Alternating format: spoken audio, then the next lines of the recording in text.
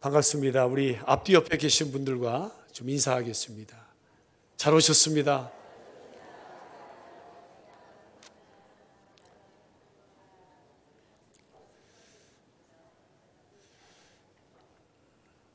참 시간이 빠르게 지나가죠. 오늘 6월 둘째 주일인데 송구영신 예배 드린 지가 엊그제 같은데 벌써 반년이 훌쩍 지나서 6월 둘째 주를 우리가 맞이하게 됐습니다.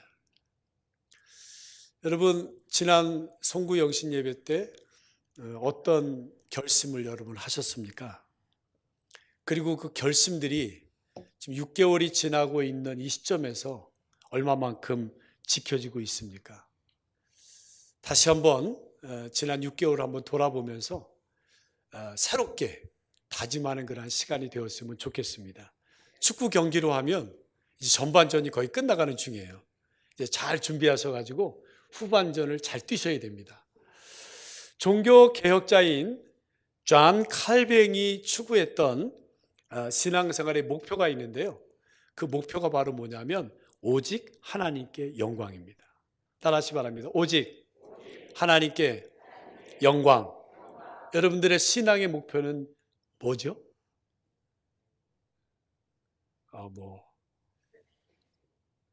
자녀가 결혼하는 겁니까? 아니면 건강한 겁니까? 근데 존 칼뱅은 그의 신앙의 목표를 어디에 두었느냐? 신앙생활하는 목표를 어디에 두었느냐? 오직 하나님께 영광 돌리는 일에 두었다는 거죠. 바라기는 우리 경인교회 성도님들도 오직 하나님께 영광 돌리는 그것을 여러분의 신앙생활의 목표로 삼으시기를 주의 이름으로 축원합니다. 자, 그런데 목표만 거창하게 세워놓고 어떤 실천 사항이 없으면 안 되잖아요.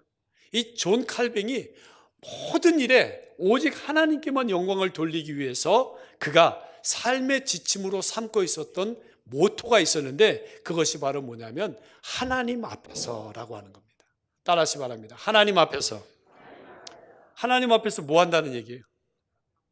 우리가 하나님 앞에서 예배하고 하나님 앞에서 일하고 하나님 앞에서 삶을 살아간다는 것을 늘 의식하며 살았다는 거예요. 이게 라틴어로 하면 코람데오입니다. 코람데오. 이 코람데오는 하나님이 지금 나를 보고 계신다. 이거를 의식하고 행동하고 살아가는 겁니다. 이걸 깨닫고 살아가는 겁니다. 오늘 우리가 지금 다 예배를 드리고 계신데 내가 예배 드리는 걸 하나님이 지금 전부 보고 계신다. 그럼 여러분 예배가 어떻게 달라질까요? 달라지죠. 근데 예배를 드리면서도 아무 의식 없이 그냥 오늘 또 예배 드리는 날이네 하고 와서 예배를 드리는 거하고 지금 예배 드리는 이 순간에 하나님이 나를 보고 계신다. 이거를 철저하게 의식하며 드리는 그러한 예배하고는 아마 천지 차이로 다를 겁니다.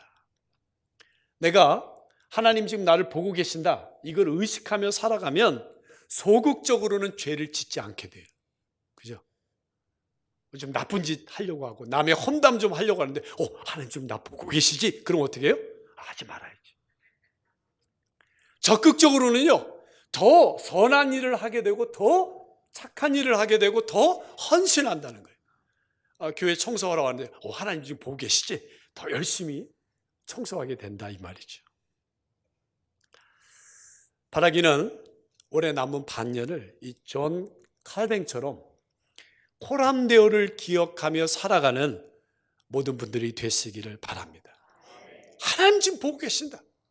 예배드리는 나도 지금 하나님 보고 계시고 직장에서 일하는 나도 하나님 보고 계시고 가정에서 살림하는 나도 하나님 보고 계시고 내가 쉴 때도 내가 어디에 놀러 갈 때도 하나님 나를 계속해서 보고 계신다.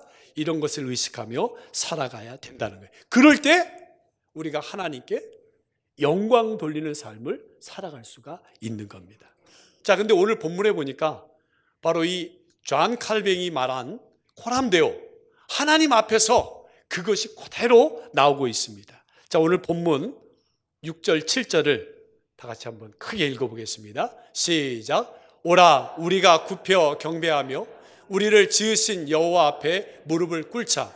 그는 우리의 하나님이시요 우리는 그가 기르시는 백성이며 그의 손이 돌보시는 양이기 때문이라. 너희가 오늘 그의 음성을 듣거든. 아멘. 여기 보니까 누구 앞에?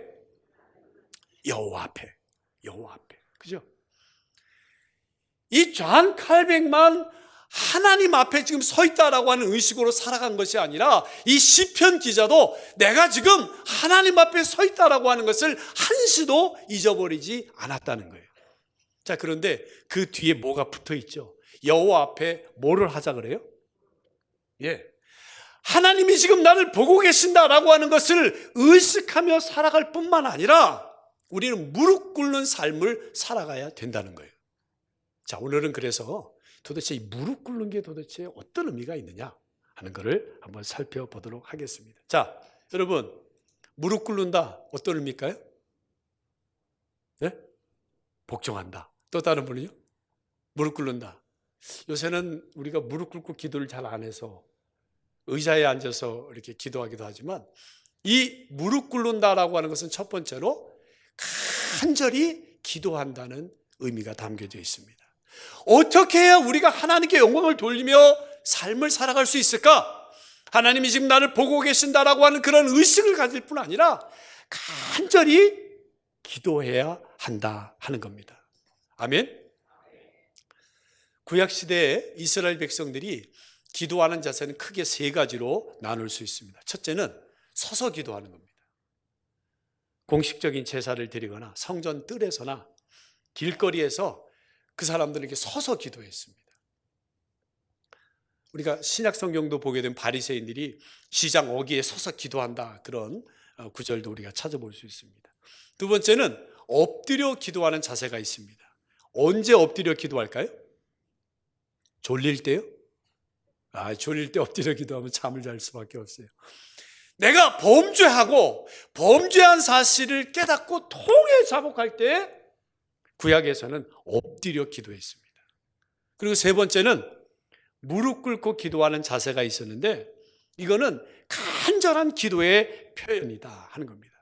우리가 구약 성경을 보게 되면 구약시대 하나님의 종들은 거의 예외 없이 무릎 꿇고 기도하는 그러한 습관을 가지고 있었습니다. 그 대표적인 사람이 누구냐? 엘리야입니다. 열왕기상 18장 42절의 말씀을 우리 한번 같이 읽어보도록 하겠습니다. 시작.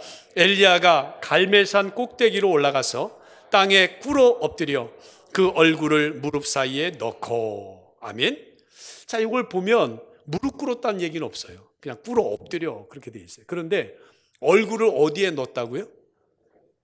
자, 그러면 이렇게 바짝 엎드리는 자세예요? 아니면 무릎 꿇은 자세예요? 그렇죠. 무릎 꿇은 자세예요. 제가 한번 해봤어요. 엘리야처럼 기도하려고. 안 되더라고요.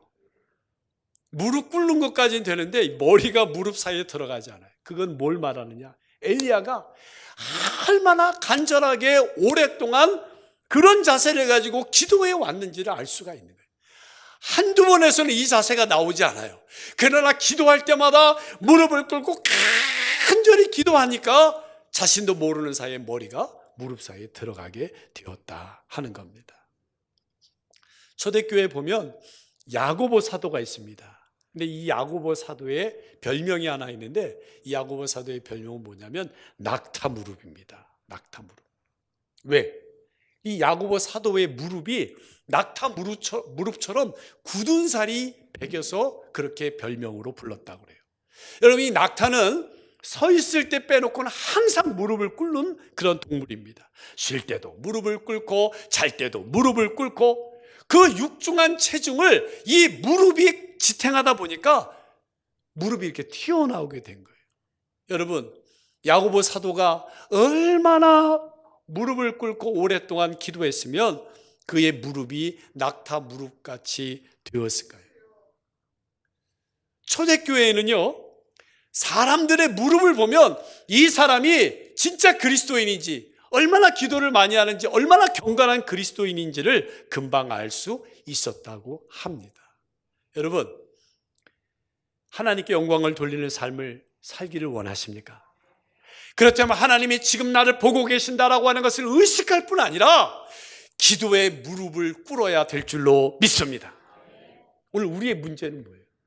기도의 무릎을 꿇지 않는다는 거예요. 물론 우리는 요새 의자 생활을 하기 때문에 무릎 꿇는 일이 흔치 않아요. 그러나 우리는 마음에 낙타한 무릎을 꿇어야 된다라고 하는 거예요. 기도의 무릎이 필요하다라고 하는 거예요. 경인교회 핵심 가치 5번째가 뭐죠? 1시간 기도. 여러분, 금년 6개월이 지나는 동안에 1시간씩 기도하셨습니까? 아멘 하는 분들이 별로 없어요. 1시간씩 기도하신 분들은 앞으로도 계속 1시간씩 기도하시기 바라고요. 1시간씩 기도하지 못하신 분은 다시 한번 결단하시고 1시간 기도에 도전하시기를 주의 이름으로 축원합니다.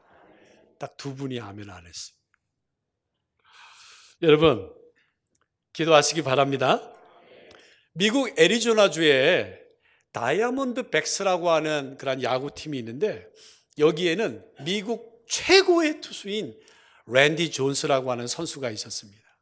이 랜디 존스가 얼마나 최고의 투수였는가 하면 이 사람은 메이저리그 투수가 평생 한 번만 받았으면 좋겠다라고 하는 사이 영이라고 하는 상이 있는데 이 상을요 한 번만이 아니라 3번 수상했던 사람이에요.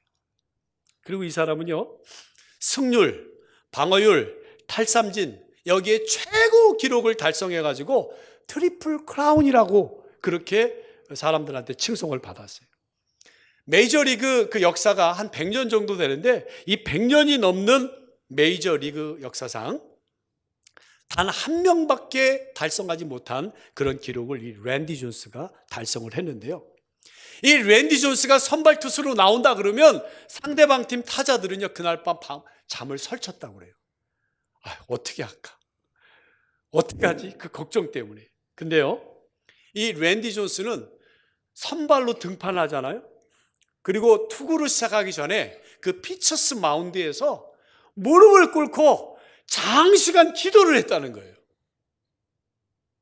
우리는 지금 야구 선수도 아니고 그렇기 때문에 이 피처스 마운드에서 그렇게 무릎 꿇고 장시간 기도하는 것이 얼마나 부담스러운지를 잘 몰라요.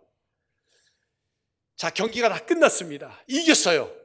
그때 무릎을 꿇고 기도하는 거는 저도 할 수 있어요. 근데 이게 아직 경기가 시작도 안 됐잖아요. 그날 그냥 두들겨 맞아가지고 강판당하면 어떻게 해요? 그럴 수도 있잖아요. 경기를 하다 보면. 그런데 그것도 그냥 조용히 눈 감고 기도하는 게 아니라 무릎을 꿇고 기도하고요. 그것도 다른 사람들이 부담스럽게 여길 정도로 오랜 시간 동안 거기에서 앉아서 그렇게 기도를 했다는 거예요. 만약 그러다가 경기에서 지면 어떻게 돼요? 여기서 우리는 이 랜디 존스가 미국 최고의 투수가 될 수밖에 없는 그러한 이유를 바로 발견하게 됩니다. 뭐예요? 제가 뭐예요? 이렇게 물으면 기도예요 이렇게 대답을 하세요. 뭐예요? 기도죠, 기도. 기도였다라고 하는 거예요. 여러분, 최고가 되고 싶으세요? 그럼 무릎 꿇고 기도하세요. 우리 경희교회가 최고의 교회가 되길 원하십니까? 기도하세요. 하나님이 그대로 이루어 주실 줄로 믿습니다. 이 랜디 존스가 최고의 투수가 될 수 있었던 비결이 기도라고 하는 것을 여러분 깨달으셨잖아요. 그러면 우리도 그렇게 하면 되는 거예요. 기도하는 분들 되시기 바랍니다. 왜 그래요? 기도하면 우리의 앞길이 열려지고 기도하면 우리의 문제가 풀려지고 기도하면 하나님의 축복이 임하기 때문인 줄로 믿으시길 바랍니다. 무릎 꿇어 기도하시기 바랍니다. 남은 반년 동안 내가 이제 무릎 꿇어 기도하리라, 1시간 기도하리라 결단하는 분들 되시기를 주의 이름으로 축원합니다. 아멘. 자, 2번째로 오라 우리가 여호와 앞에 무릎을 꿇자. 이 무릎을 꿇자라고 하는 의미가 어떤 의미가 또 있는가? 이 히브리어로 무릎을 꿇자라고 하는 이 단어는 바라크라고 하는 그런 동사입니다. 근데 재밌어요. 이 바라크라고 하는 동사를 시편 95편에서는 무릎을 꿇자라고 하는 그런 말로 번역을 했는데 역대상 29장 20절을 한번 보겠습니다. 여기에도 바라크가 있는데 어떻게 번역이 되는지 한번 읽어보겠습니다. 시작. 다윗이 온 회중에게 이르되 너희는 너희 하나님 여호와를 송축하라 하며 회중이 그의 조상들의 하나님 여호와를 송축하고 머리를 숙여 여호와와 왕에게 절하고. 아멘. 자, 여기서는 이 바라크라고 하는 동사가 뭘로 번역이 됐을까요? 벌써 눈치가 빠르신 분들은 송축하라라고 하는 말로 번역이 됐습니다. 자, 욥기 1장 21절도 한번 보실까요? 같이 한번 읽습니다. 시작. 이르되 내가 모태에서 알몸으로 나와 싸운즉 또한 알몸이 그리로 돌아가올지라. 주신 이도 여호와시요 거두신 이도 여호와시오니 여호와의 이름이 찬송을 받으실지니이다 하고. 아멘. 자, 여기는 어떤 말로 번역됐을까요? 찬송을 받으실지니라고. 아니, 어떻게 이렇게 잘하세요? 너무 똑똑하신 것 같아요. 자, 시편 95편에서는 무릎을 꿇자라고 하는 말로 번역된 바라크가 역대상이나 욥기에서는 송축할지어다 또는 찬송을 받으실지니다 이렇게 번역이 됐다라고 하는 거예요. 자, 그럼 여러분, 우리말 구약 성경에서 찬양, 송축, 찬송이라고 말로 번역된 그러한 히브리 단어가 있는데 여러분이 너무 잘 아시는 거예요. 뭐가 있을까요? 아까 2부에서 누가 얘기하시던데. 할렐루야! 할렐루야입니다. 할렐루야. 할렐루야가 뭐냐면 할렐루가 찬양하라. 그 야는 야훼의 준말이에요. 그래서 할렐루야 그러면 하나님을 찬양하라 그런 뜻이 되는 거예요. 특별히 할렐루라고 하는 말은 할랄이라고 하는 동사의 명령형이에요. 찬양하라 그럴 때 할렐루 이렇게 되는 거죠. 자, 근데 이 할렐루야라고 하는 말이 있는데 할랄이라고 하는 동사가 있는데 왜 시편 기자는 그 동사를 쓰지 아니하고 바라크라고 하는 동사를 써서 무릎을 꿇는다라고 하는 말로 그렇게 했을까요? 왜 바라크라고 하는 동사가 찬양하다라고 하는 의미의 뜻을 갖게 됐을까요? 자, 역대하 6장 13절을 한번 또 보도록 하겠습니다.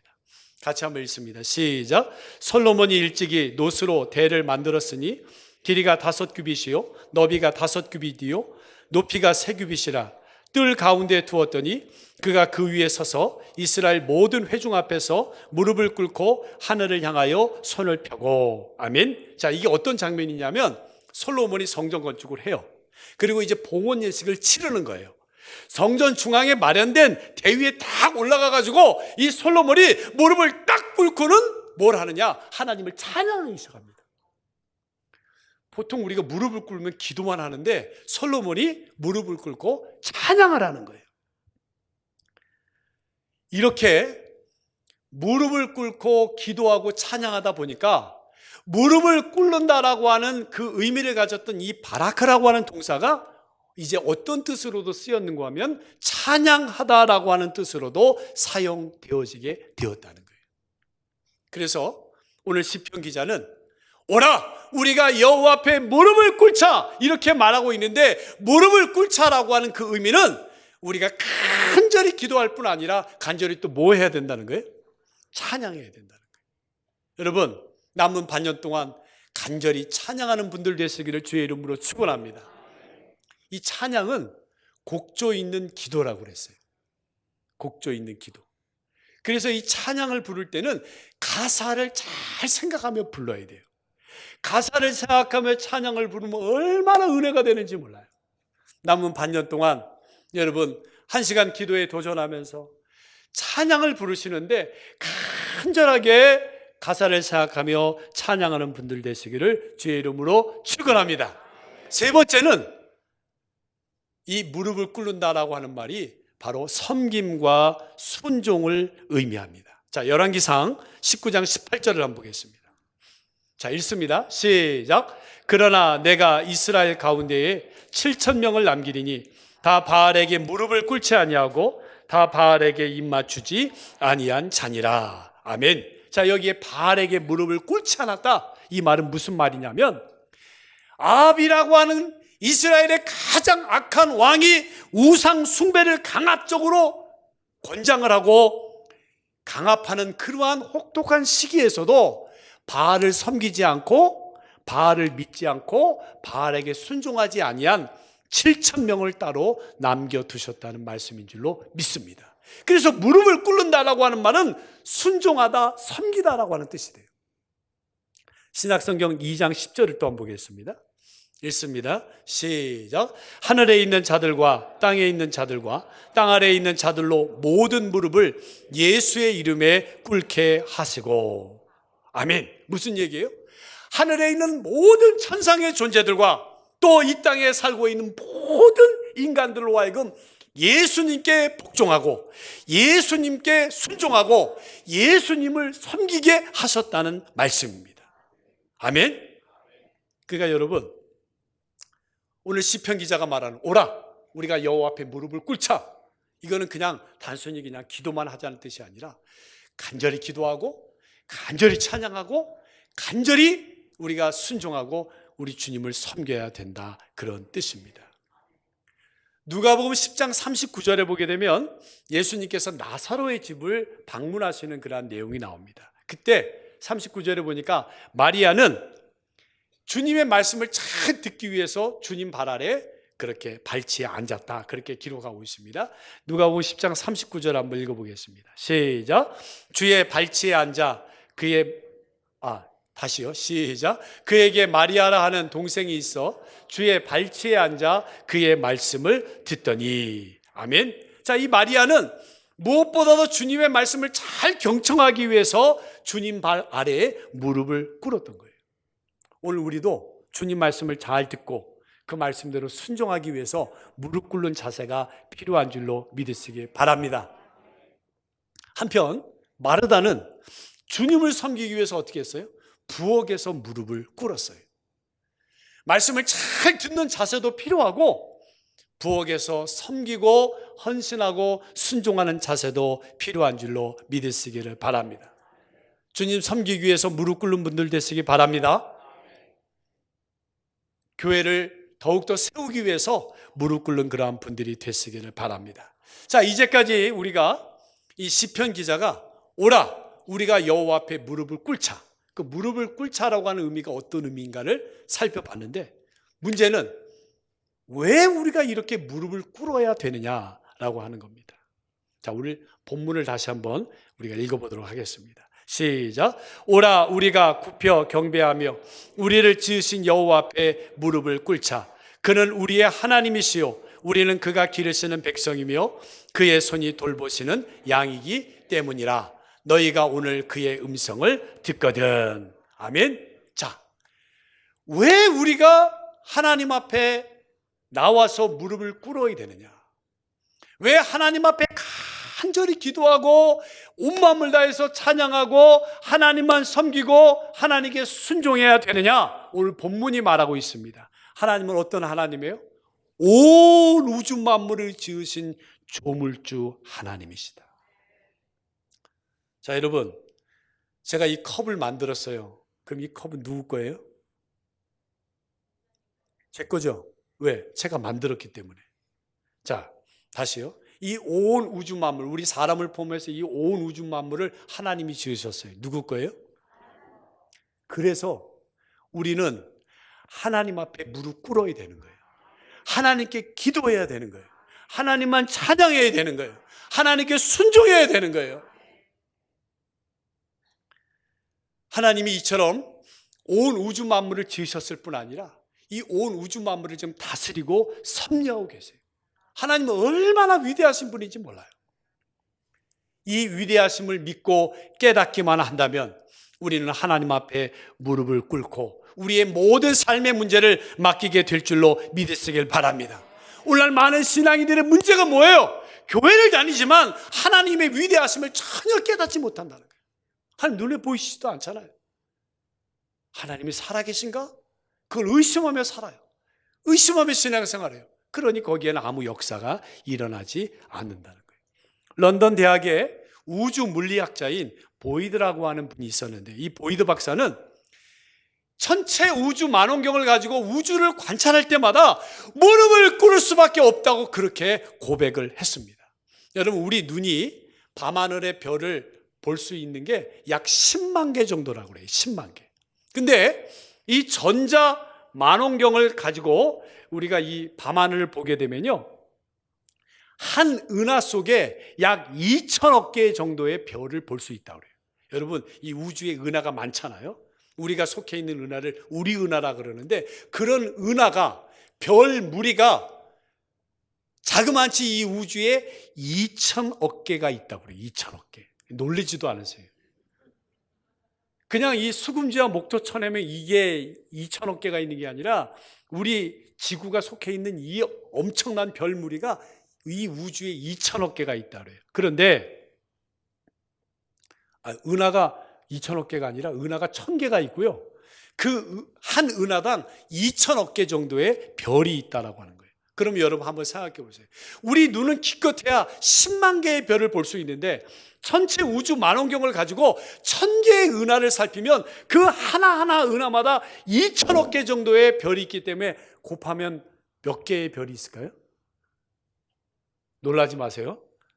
2천조의 별이 있다 그래요. 2천조. 여러분 이거 놀랄 노자 아닙니까? 2천조니. 이 사실을 깨달으면 하나님이 얼마나 위대하신지가 느껴지면서 동시에 우리가 얼마나 보잘것없고 무능하고 초라한 존재인지가 깨닫게 된다는 겁니다.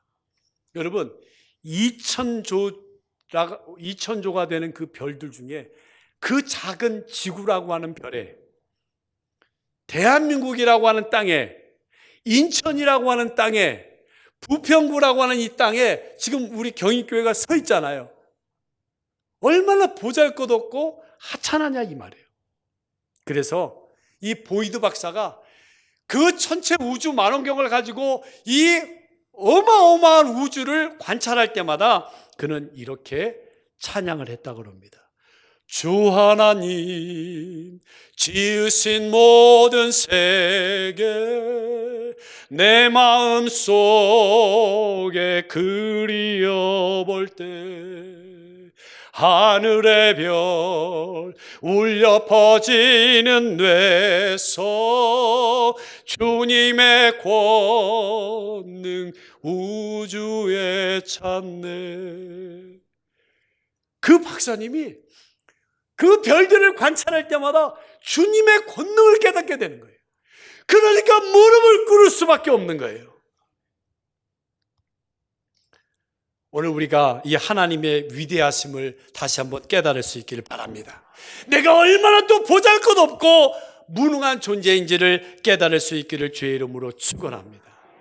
사랑하는 경희교회 성도 여러분, 이제 2023년도 반년밖에 남지 않았습니다. 이 남은 반년 동안에 하나님의 크고 위대하심을 날마다 깨달으시고 내가 얼마나 부족하고 연약한 존재인지를 깨닫고 주님 앞에 무릎 꿇는 삶을 살아가시기를 축원합니다. 간절히 기도하시고 간절히 찬양하시고 더 섬기고 순종하시기를 주의 이름으로 축원합니다. 그럴 때 우리는 하나님께 영광 돌리는 삶을 살게 될 것입니다. 그럴 때 하나님은 우리가 생각하지 못한 축복을 주셔서 최고의 교회가 되게 하시고 최고의 인물들이 되게 하실 줄로 믿습니다. 기도하겠습니다.